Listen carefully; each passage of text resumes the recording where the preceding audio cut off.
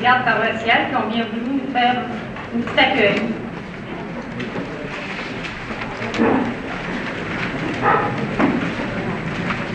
Monseigneur notre évêque, Monsieur l'abbé Bergeron, président de la zone, Monsieur les abbés, tous les membres des différents comités de pastoral, vous tous, chers amis. C'est un honneur et un plaisir pour moi de venir souhaiter la plus cordiale bienvenue à Monseigneur Couture et de souhaiter également à tous les membres de pastoral réunis ce soir le même bienvenue qui se sont rendus ici en grand nombre.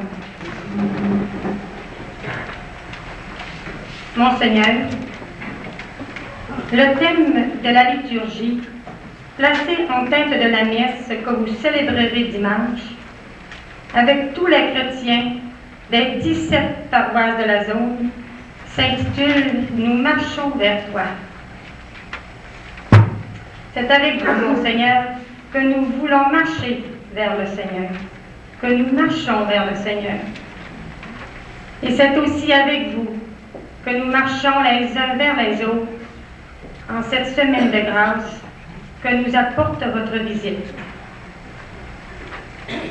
Nous souhaitons que ces rencontres de la semaine renforcent nos liens d'unité entre les églises locales et les liens d'appartenance à notre église diocésaine dont vous en êtes le chef et le pasteur. Bienvenue, Monseigneur Couture, dans la zone ouest du lac.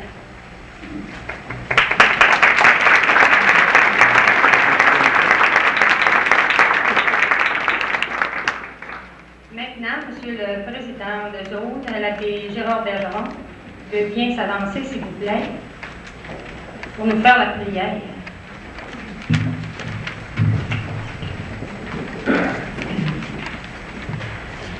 Est-ce que vous auriez le goût de chanter un peu? Oui. Alors nous allons nous lever.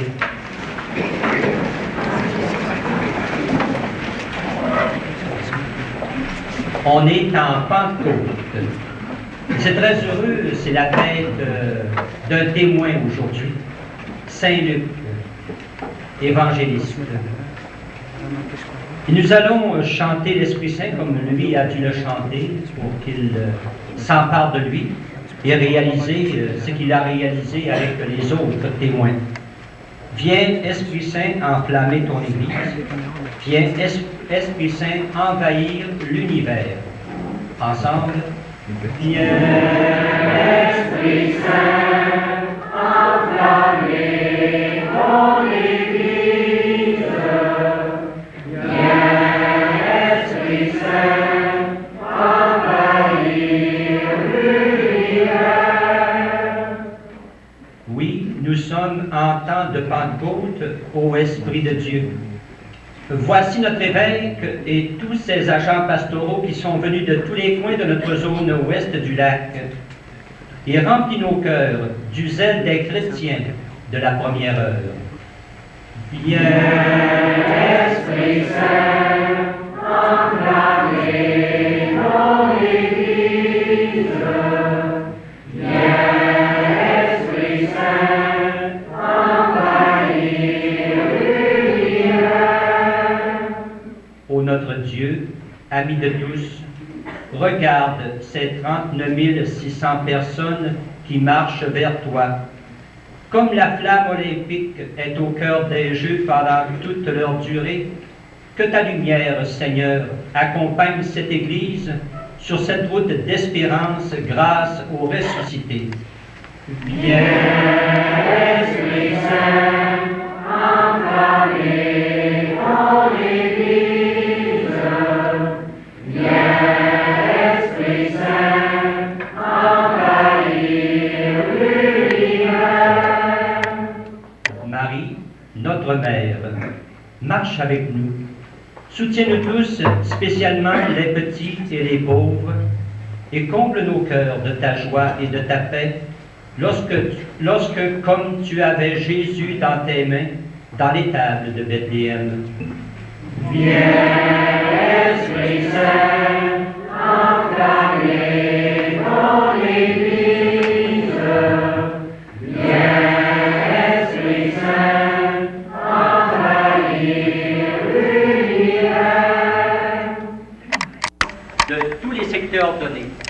Il y a le premier secteur, si vous le voulez, celui de Normandin, qui a une population de 8554 personnes et qui comprend Saint-Thomas, Girardville, Saint-Edmond-Albanel et Normandin. Pour pouvoir animer ce secteur de pastoral, il y a aussi une table de secteur ou une équipe d'animation. Vous avez ensuite un autre secteur qui est celui de Saint-Félicien et qui comprend 4 personnes pour une population totale de 14 220. La paroisse de Saint-Méthode, l'Adoré, Saint-Félicien et Saint-Prime. Il y a encore là une équipe d'animation pour la pastorale d'ensemble. Et vous avez finalement le secteur de Roberval qui comprend 8 paroisses pour une population totale de 17 099. Il y a les paroisses de Notre-Dame, Saint-Jean-de-Brébeuf, Pointe-Bleue, Saint-Édouard, Val-Jalbert, Chambord, Saint-François-de-Sales, Saint-André et Lac-Bouchette. Maintenant, pour en arriver vraiment à ce qu'on puisse travailler ensemble, il y a entre l'équipe qu'on appelle le conseil de zone et les 3 équipes qu'on appelle les conseils de secteur, des agents de liaison entre ces tables-là. Il y en a un qui fait le joint entre le secteur et le conseil de zone, même si je situe le conseil de zone dans le lac. Un autre agent de liaison de ce secteur de Saint-Félicien qui fait le pont entre la zone et le secteur. Et finalement, un autre agent de liaison. Et ces agents de liaison, on leur attache beaucoup d'importance. Et aussi, il y a des liens qui se font entre le secteur et les paroisses, ou si vous aimez mieux les CPP. Ainsi, pour ce secteur de Saint-Félicien et de Roberval. C'est un petit peu notre façon de travailler. Il est sûr qu'il en faudrait beaucoup plus de temps pour dire on présente cette pastorale d'ensemble. Nous avons des structures et puis nous essayons de les utiliser le mieux possible. Est-ce que c'est clair un petit peu, Rosanette? Est-ce que c'est clair un petit peu ou bien c'est confus? Pour moi, c'est clair. Pour toi, c'est clair. Moi, là, tu sais, j'ai donné le maximum de moi-même. J'avais préparé quelque chose, mais je sais que le temps est très limité. Tout de même, nous sommes tous des agents pastoraux. Hein. Vous savez pas mal la marche de la pastorale d'ensemble au niveau de notre zone. Ce qui est important, c'est de continuer à travailler et d'apprendre nos structures pastorales, les exploiter au maximum pour que tous ensemble, nous puissions être des serviteurs de nos communautés chrétiennes et de tout ce peuple qu'on appelle la zone ouest du lac.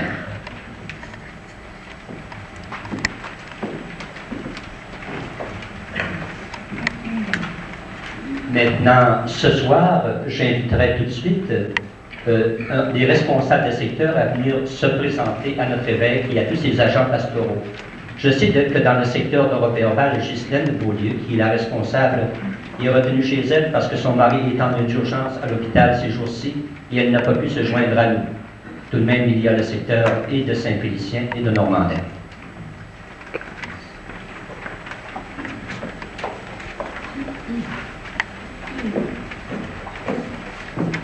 Merci beaucoup, M. le curé.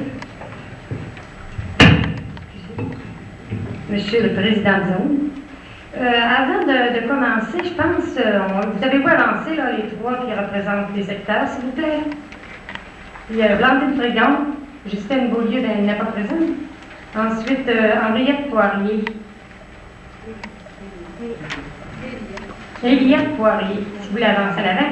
Mais je voudrais que le conseil de zone veuille bien avancer, prendre les chaises à l'avant, s'il vous plaît, et le comité organisateur. On vous a préparé des beaux sièges, et puis on ne vous voit pas. Alors, avancez en avant, s'il vous plaît. Oui, montez aussi, s'il vous plaît, par là.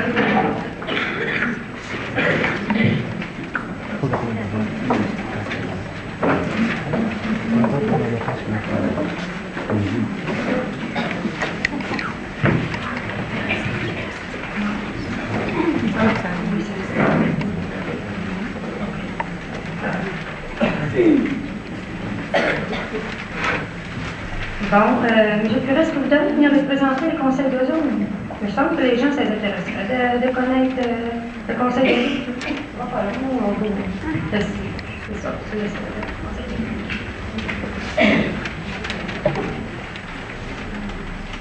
Voudriez-vous vous lever, s'il vous plaît, les membres du conseil de zone? Il y en a quelques-uns qui sont absents. Vous avez sœur Yolande Ménard, responsable du dossier chantier 83, sœur Anna Tremblay,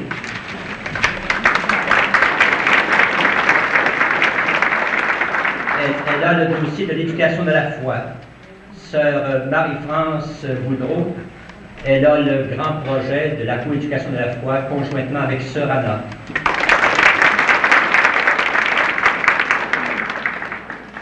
Ces trois-là sont du secteur de Roberval et au conseil de zone. Bernadette Lamontagne est la déléguée du secteur de Saint-Félicien au conseil de zone. C'est elle qui est l'agent de liaison. Normande Dallaire est notre déléguée au conseil diocésain de pastoral et elle est la présidente de cette visite de l'évêque.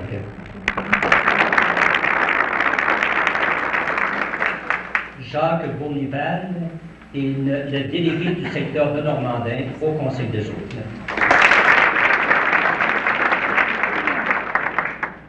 Roselyne Baudouin est la secrétaire animatrice de la zone et elle a le dossier de la pastorale sociale.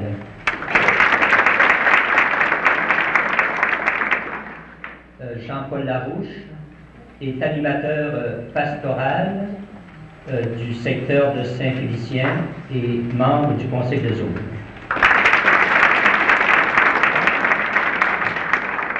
Françoise Gagnon est au conseil de zone, membre du secteur de Roberval.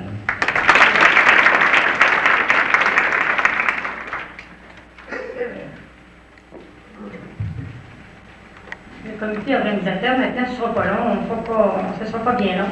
On a Normande Dallaire qui est présidente. Elle a été présidente du comité organisateur. Bon, on va le dire encore. Roselyne Baudouin qui est secrétaire. Monsieur et Madame Lavoie de Roberval. Ensuite, Aurélien Ouellet de Saint-Félicien. Monsieur Chabot, Ernest Chabot de Saint-Méthode. Bernard Drapeau de Normandin.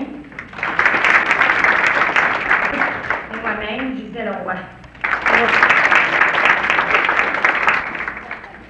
Bon, maintenant, je vais vous présenter les présidents de secteur. Je pense qu'ils sont représentés par d'autres. Ça, c'est Madame Eliette qui va commencer. Mais je ne suis pas présidente, je suis simple membre du comité de secteur. Bonsoir, Monseigneur Couture, Monsieur l'abbé Bergeron, président, et vous tous de la zone ouest du lac. Notre secteur se compose des 4 paroisses, dont Saint-Félicien, Saint-Prime, Saint-Méthode et la Dorée. 2 membres de nos CPP sont les représentants au secteur. Pour le moment, Saint-Méthode n'a pas de membre représentant. Nous espérons que ce sera pour bientôt. Un prêtre est nommé par l'ensemble des prêtres du secteur pour travailler avec nous. Nous avons une déléguée du conseil de zone qui fait le lien entre le zone, le secteur et nos CPP. Une secrétaire s'est ajoutée et la conseillère en éducation est invitée à nos réunions. Nous remercions beaucoup l'abbé Bergeron de son assistance à toutes nos rencontres de secteur. C'est un encouragement et un stimulant pour chacun de nous. Nous trouvons bien important et nous apprécions l'action menée par le conseil de zone qui anime la vie de la pastorale d'ensemble. Nous recevons toute l'information nécessaire pour rendre efficace l'action du comité de secteur et rejoindre par là nos CPP. Nous faisons d'autres les grandes priorités de la zone. Concernant la réforme scolaire, par exemple, en novembre, nous voulons rejoindre tous les parents en vue de les sensibiliser à l'importance d'exprimer leur volonté lors du choix de l'option que prendront les élèves du secondaire 2 concernant l'enseignement religieux de la catéchèse ou l'enseignement moral sans référence à notre foi. À cause de l'événement que nous vivons présentement, nous voulons mettre sur pied une équipe de chantier 83 concernant la crise économique. Nous ferons en sorte qu'il y ait une dans chaque paroisse. Une priorité de la zone qui nous tient à cœur, ce sont les rencontres d'éducation de la foi. Nous savons que cela se continue et nous les encourageons. Au sein du secteur, nous avons une préoccupation commune. C'est celle de mettre en place une équipe vocationnelle. Nous avons des démarches d'entreprise à ce sujet. Comme projet, dans sa grande préoccupation des jeunes, le secteur a invité l'abbé Christian Beaulieu pour une rencontre de parents et les jeunes au printemps. La publicité sera faite par chacun des CPP. Nous demeurons éveillés aux besoins de notre secteur. Nous voulons jouer notre rôle d'animation, de consultation, de planification pour chacune de nos communautés. Comme inquiétude, nous en avons une. C'est celle de voir nos personnes engagées surchargées de travail. Nous souhaitons que plus de laïcs veulent s'engager dans différents secteurs de notre grande et belle pastorale. Merci.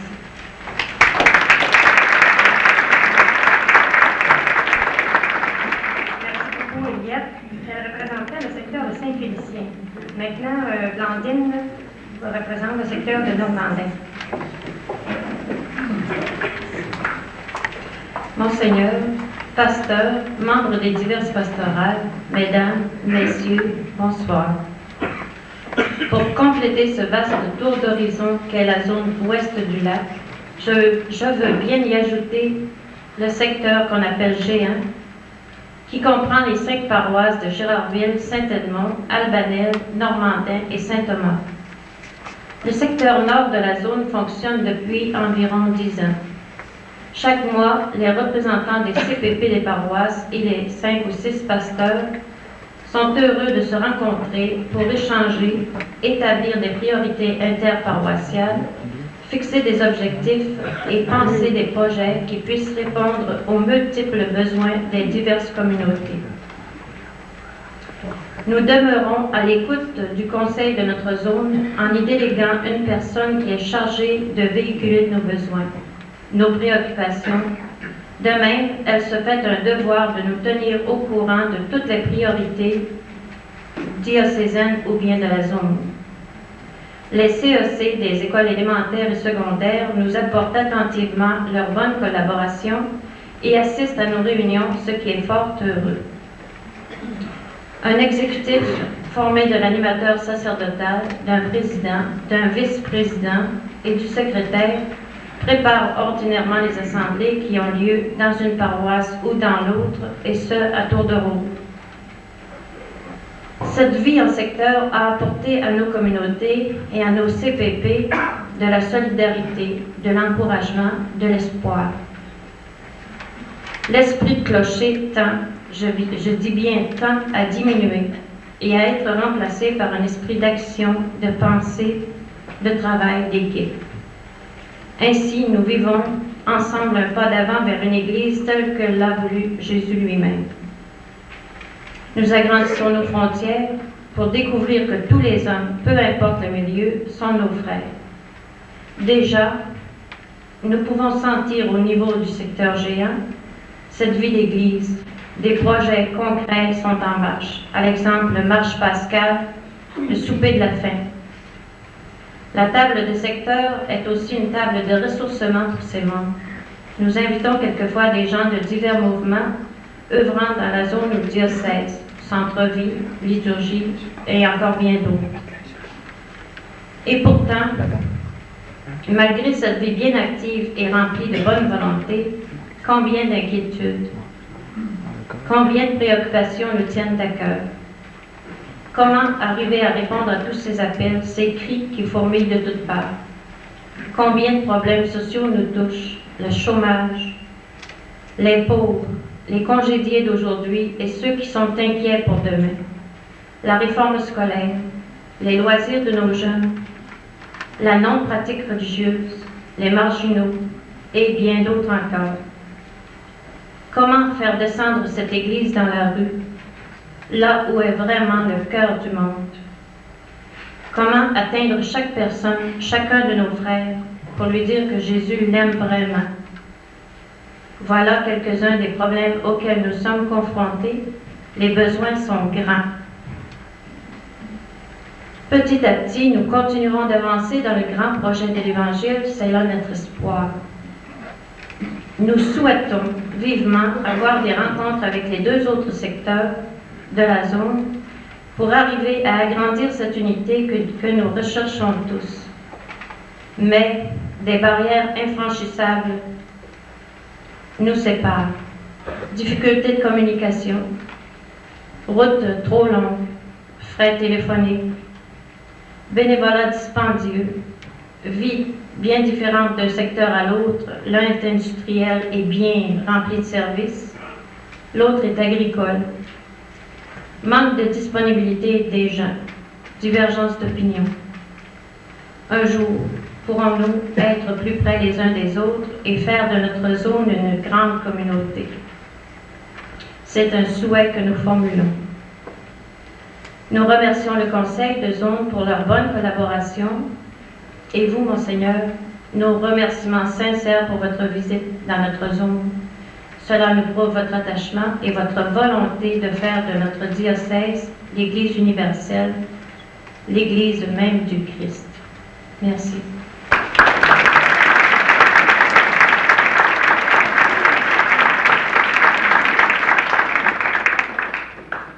Merci beaucoup, Gardine.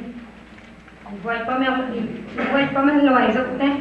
Je ne sais pas si tout va se réaliser. Alors, on vous remercie. Et maintenant, nous allons passer au CPP. Le responsable du CPP est M. Gilles Godreau. C'est Gilles Pierre. J'ai oublié Pierre. C'est important. C'est lui qui est responsable pour la zone, alors il va nous présenter des antécédents.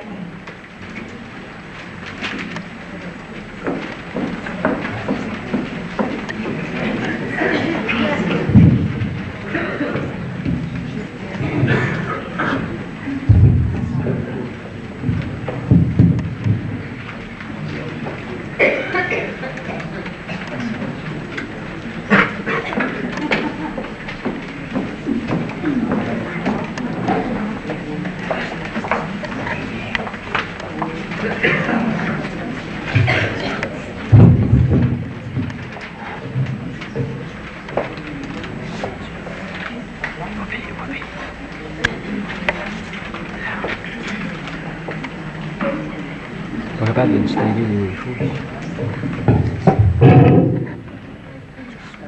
Alors, bonsoir, Monseigneur. Bonsoir, frères et sœurs dans l'apostolat. Ce que je vais vous présenter, c'est en fait le fruit de rencontres qu'on a eues avec les CPP de la zone ouest. Cette fameuse zone dont a parlé M. le Président tout à l'heure, qui est située dans le lac.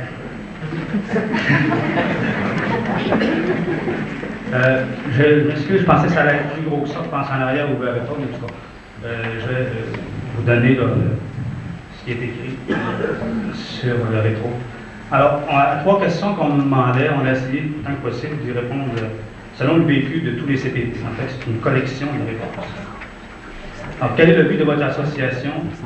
Alors, les CPP ont découvert, si on peut dire, ou ont mis en lumière les buts suivants. Rendre le Christ présent dans tous les secteurs de la vie communautaire. Et pour cela, évidemment, rejoindre toutes les personnes de la paroisse et aussi toutes les couches de la population. Ensuite, répondre aux besoins spirituels de la paroisse. Bâtir une communauté de foi, de culte et de charité. Et une chose qui a été soulignée tout à l'heure par celle qui m'a précédé, chercher à faire descendre l'Église dans la rue en s'impliquant du côté social. Et un autre aspect, penser l'ensemble de la vie chrétienne de la communauté. À la deuxième question, qui était, selon ce but, quelle mission votre association a-t-elle accomplie?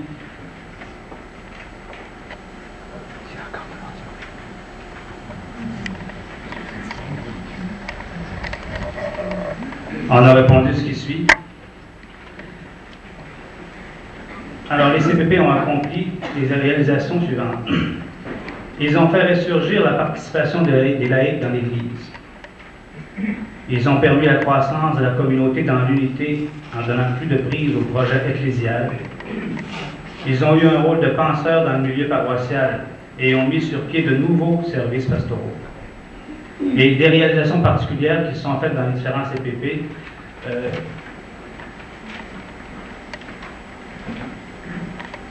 Ce qui est ici, ce n'est pas nécessairement des choses qui existent dans toutes les paroisses, mais c'est des réalisations qui sont faites par ici, par là, dans les différentes paroisses.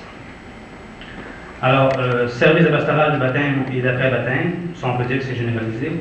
Service de pastoral des vocations, service de pastoral des malades, un comité de concertation parents-école-paroisse permettant de mieux célébrer les sacrements d'initiation chrétienne. Ensuite, des services de garderie lors des célébrations dominicales et durant la retraite paroissiale. Ensuite, des soupers de ralliement et de lancement des activités pastorales de la paroisse. Ça se fait en début d'année, généralement en septembre. Implantation d'une pastorale sociale. Ensuite, implantation du comité missionnaire. Soutien et encadrement des familles de réfugiés. Alors, le parrainage. Ensuite, une structuration et un lancement d'un organisme regroupant les handicapés.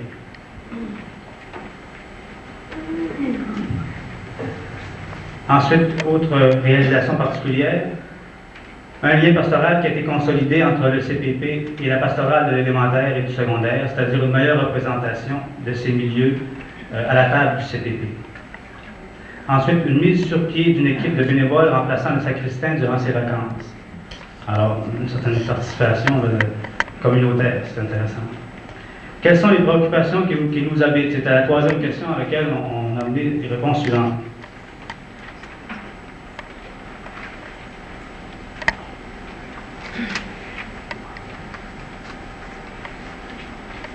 Vous remarquez que c'est mieux écrit, hein? C'est pas moi qui l'ai écrit, ça. Madame Boutek a une belle écriture, on va dire. Bon, les difficultés qu'on a rencontrées. Comment se rapprocher des marginaux? Quoi faire? Ensuite, des difficultés pour superviser tout ce qui a été mis en marche dans la paroisse. Un suivi, en fait. Ensuite, les questions qu'on se pose. Comment rejoindre davantage les 18-25 ans? Autre problème qui a été souligné d'ailleurs aussi tantôt par celles qui m'ont précédé, l'immensité de notre zone pastorale et les conséquences d'une telle situation, à savoir la difficulté d'avoir une unité, la concertation et les transports, les frais qui sont adjacents à ça. Et tous les etc. là, qui peuvent être, qu'on peut faire ressurgir dans son esprit. Ensuite, doit-on penser à une forme de rémunération pour les laïcs engagés dans les divers services pastoraux, à savoir les frais de garderie, des transports, etc. Parce que c'est quelque chose qui chicote, si on peut dire, différents CPP. Parce que sur ce plan-là, il y a des gens qui se refusent à s'engager ou qui ne voient pas comment s'engager parce que ça leur occasionne des frais supplémentaires et qu'à ce moment-là, ne s'avancent pas. Compte tenu du contexte économique qu'on a, c'est sûr que c'est une complication supplémentaire. Autre point d'intérêt sur lequel on s'est interrogé, devrait-on exploiter les médias d'information, par exemple les télés communautaires, la radio locale, les journaux, les feuillets paroissiaux, le prône. Alors, devrait-on exploiter ces médias-là pour une animation pastorale plus large? Exemple, pour rejoindre les marginaux, parce que dans les journaux, il n'y aura pas une espèce de campagne, entre guillemets, là, à faire pour essayer d'attirer le regard ou l'attention des marginaux sur notre Église. Comment faire?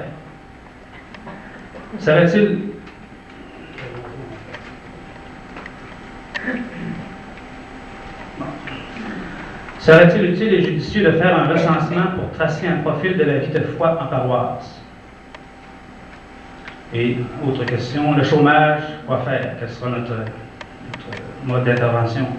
Le néo-catéchuménat, dont on entend parler souvent entre les branches. Est-ce qu'on doit travailler à son implantation? Et qu'en est-il de cette structure? La multiplicité des réunions rend les personnes déjà impliquées inquiètes quant à l'efficacité de leur engagement. Alors, tantôt, on disait aussi, c'est le même questionnement, trop de personnes, c'est-à-dire peu de personnes sont impliquées dans trop d'organisations, ce qui fait que leurs forces sont drainées rapidement. Et lorsqu'elles sont trop sollicitées, elles perdent en efficacité. Ensuite, quelles ressourcements spirituels et quelle formation pastorale doit-on chercher à se donner pour faire grandir la qualité de l'entreprise pastorale des CPP? Plusieurs ont fait ressurgir ce point-là, savoir comment le CPP pourrait-il se ressourcer pour être plus à même de faire son travail. Peut-être y aurait-il des stages à mettre en branle sur une formation de... On a eu déjà des formations, des rencontres de formation de CPP, mais est-ce qu'il n'y aurait pas une deuxième source à donner à ça? Quels moyens doit-on se donner pour devenir des meilleurs agents d'unité en conformité avec l'enseignement du pape? En ce sens-là, les grands moyens de diffusion, savoir les encycliques et puis les messages à l'Église. C'est souvent compris. Voilà les quelques questions qui ont été retenues lors de l'Assemblée des CPP durant le mois d'avril. Et le comité de liaison dont j'ai fait partie a été chargé de rassembler ça et de présenter ça ici à Monseigneur. Alors évidemment, ce n'est pas exhaustif, mais c'est les principales questions, les principales préoccupations, là, si on prend le dernier point, qui nous sont apparus dans les CPP. Il est à noter cependant que ce n'est pas dans toutes les paroisses de la zone qu'on a un CPP. Je pense qu'il y a encore une ou deux paroisses où il n'y a pas de CPP dans notre zone. Alors ce sera à améliorer, j'imagine. Merci beaucoup.